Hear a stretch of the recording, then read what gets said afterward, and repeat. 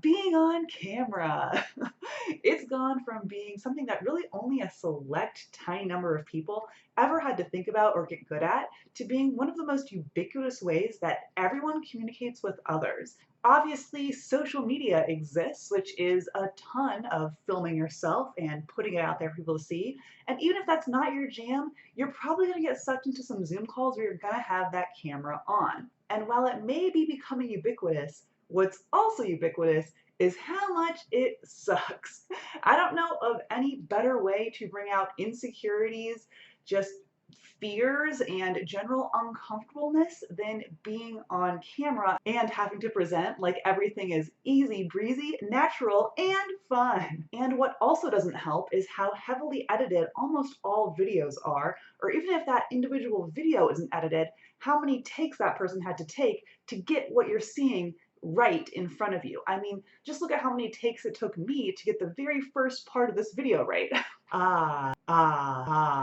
Being on, being on cam, ah, ah. So, okay, that was embarrassing.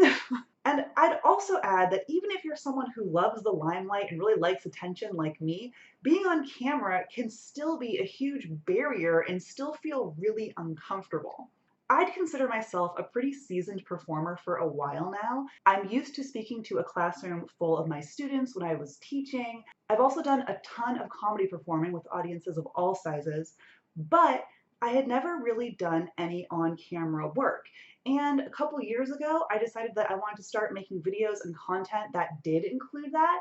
And I was shocked with just how hard it was. I mean, here I was, I feel comfortable talking to people. I don't generally get nervous. I feel like I understand what I'm saying, but yet put me in a room by myself and point a camera on me and I would freeze up. I would hate the experience. I'd be miserable the entire time.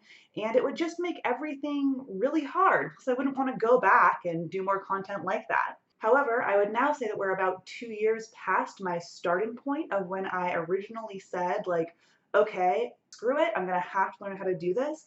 And I do genuinely feel a lot less nervous. I feel like I'm pretty much able to be myself. Yes, a heightened kind of talking version of myself, but it doesn't feel so inauthentic like it did at the beginning. It doesn't feel so cringy. I don't feel like I'm gonna collapse in a pile of tears after I finish recording this video. And I wanted to kind of share with you the things that happened to me that let this process happen, what I found useful, and what I think kind of worked for other people. I have never been trained as an actor or a performer, so these are just all things that happen to work for me. Okay, so first up, I would say learn photography basics. Many years ago, I had the privilege of dating a photographer, which, as an aside, wow, if you want really flattering photos of yourself, date a photographer. That's a great way to get them. And when we first started doing shoots together, I told him, you know, I hate how I look on camera. I'm not photogenic. I just don't like the process at all.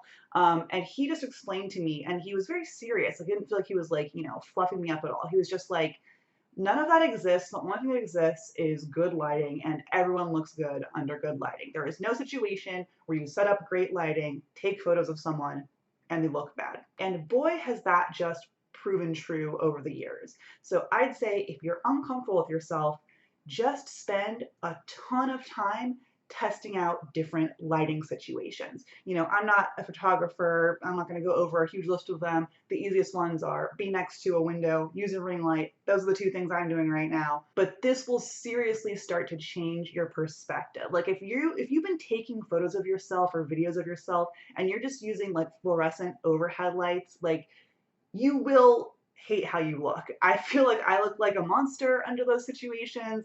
I look like I've aged 15 years. There's just no way out of getting good at lighting. And what's cool about getting good at lighting is that you'll be happy with the results because you're actually going to look at the footage and you're going to look better than you think you look in your head. Because you see yourself around in mirrors and reflecting in your phone and other situations, and you kind of have an idea of what you look like. But your most flattering angles next to best lighting is not what you're used to looking at. So if you are able to film like that, you're going to immediately be like, oh my God, I look so much better than I usually do. And look, are lighting and angles going to solve the fact that you hate how you look or address any body dysmorphia issues? No, they can't really do that. But what they can do is make you look better than you do on average when you're seeing yourself and on average in photos that are taken of you. Okay, and now that we've gone over our positive step of you can always look better under flattering angles and lighting, let's move on to our negative step, a hurdle to overcome, which is that looking at yourself on photo and video is excruciating. It's horrible. It's a chance to pick apart all your flaws, the flaws that you knew you had, the flaws that you never knew you had, the new flaws that just came up today. Basically, looking at yourself on film is a nightmare. There's really no avoiding it. It never gets to the point where you just see photos and videos of yourself and you go, oh my God, I look great, I'm so happy all the time. What happens is you get used to the pit and ball of hatred that sits in your stomach about your physical appearance and how you look, and you just get used to accepting that that pit in your stomach is there as you have to pick what videos and photos you're going to use anyway. One of my friends got his own TV show that he was also the star of. And when a new season was coming out, he did this huge, expensive photo shoot with, the top of the business, gonna be the best makeup artist, like best possible conditions, most expensive equipment. And when it came down to picking what of his images were going to be on the billboards across LA, he just said to the people in charge, you go ahead and pick what image. I'm going to hate every single picture of myself. I think I look like trash in all of them. Now, that's an extreme comedian reaction, but I think it also just speaks to the point of like, there's something, I don't want to say unnatural because that's a weird word, but it's the closest I can kind of think of just like, there's just something horrible about having to look at yourself on film and on footage, because I guess we're not meant to really see ourselves the way that other people see them. I don't know, the face is the window to the soul, but you have no control over what your face looks like, so you're kind of stuck with how people are interpreting you. We've also lived with ourselves our entire lives. We remember all the horrible names that people have caused us. We remember the little insults and the things we've picked out. We remember what just made us really sad when we were kids. And we hold all of that when we look at ourselves. There's just kind of no getting over the fact that it's terrible to look at yourself. So if you're like, oh, I'm bad at being on camera because when I look at footage, I feel uncomfortable with myself, I would say no matter what you do, no matter how many times you film yourself, you're going to be uncomfortable most likely when you're looking at your own face. So you have to kind of get this uncomfortable feeling to be a manageable size to where you can just kind of like put it to the side and say like, okay, I hate my nose, or I hate my insert feature, but I'm still going to have to pick one of these things. Which one should I go for? So yeah, once you're at the point that you're able to kind of like have the internal sense of dread, but still get through making footage and not have it actually stop your process, then congratulations, you're graduated to the world of professional recorders. Basically, hating how you look only a little bit is the best that you can possibly hope for. Okay, so now let's assume you've learned some photography basics and you've accepted that you're gonna hate how you look always at least a little bit.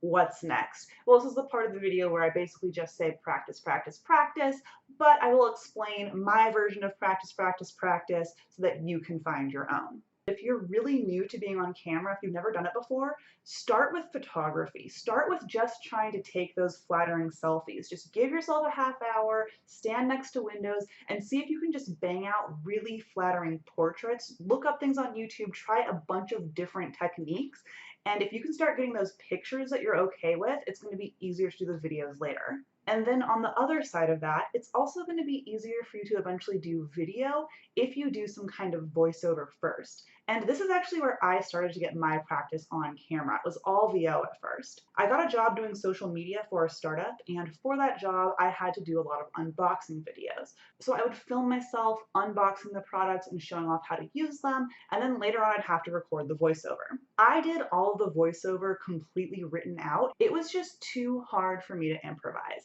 I didn't have enough skills there. I didn't have what it took to put it all together at once. Like now I can just like show off a product to camera and be like, I love this product because of this and this and this and this and this. I don't have to write it out separately. But at the beginning, I just couldn't do that. I wasn't confident enough. And even with the work segmented that much, it took me a long time to even feel comfortable just by myself recording the voiceover. It felt awkward. I wanted to get my tone right. And honestly, it was really unpleasantly hard for a long time.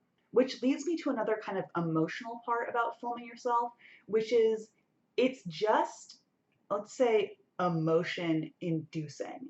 Like, even if you're alone in a room and there's just a camera at you and no one else, it should be like very low stakes, right? Because you can just edit out whatever you don't like who cares? And honestly, there probably are people who are just very comfortable on camera from a very young age, or they don't need much practice, like it's fine for them. But that was not my case. I was extremely uncomfortable. It's taken me years to not be filled with horrible emotions every time I point a camera at myself and say like, okay, let's go. Because all the things that are kind of wrapped up there are like hope, you hope that this video is going to turn out well. There's fear that it isn't. There's anxiety that you're going to get a mean comment, or that I don't know, just something bad will be happening. You won't like how the video turned out. You'll have to re-record it. And then I think there's that whole meta thing of like what filming a video means. If you're filming a video, it means that you think that you deserve to be seen and heard by others. You think that you're so cool and good that other people should spend their valuable time just listening to you because.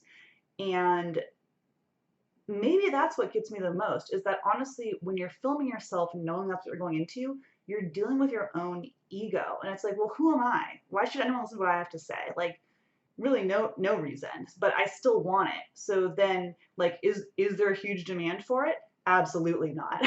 But I still want it. And the only reason I want it is because of my ego. I want something. I want this video to do well.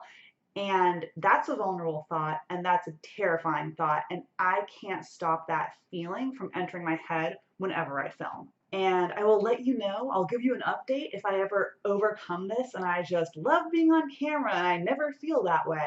But honestly, I think this one is just gonna be with me. I think it's another part of filming, just like how you're never gonna be 100% happy with how you look. You're always gonna have some kind of tense negative energy, at least mildly, even if it just eventually distills down to excitement that's going to be with you when you're filming. And at this point, it feels like this feeling will never completely go away. But if I do think back to just performing on stage in general, I used to have kind of an equivalent similar feeling. Like, it would just be overwhelming. It's very scary to go up in front of a group of people and try to make them laugh. When you're doing the same thing, you're saying, by me standing here at this open mic, I'm assuming that I'm funny, that it's worth your time to listen to me.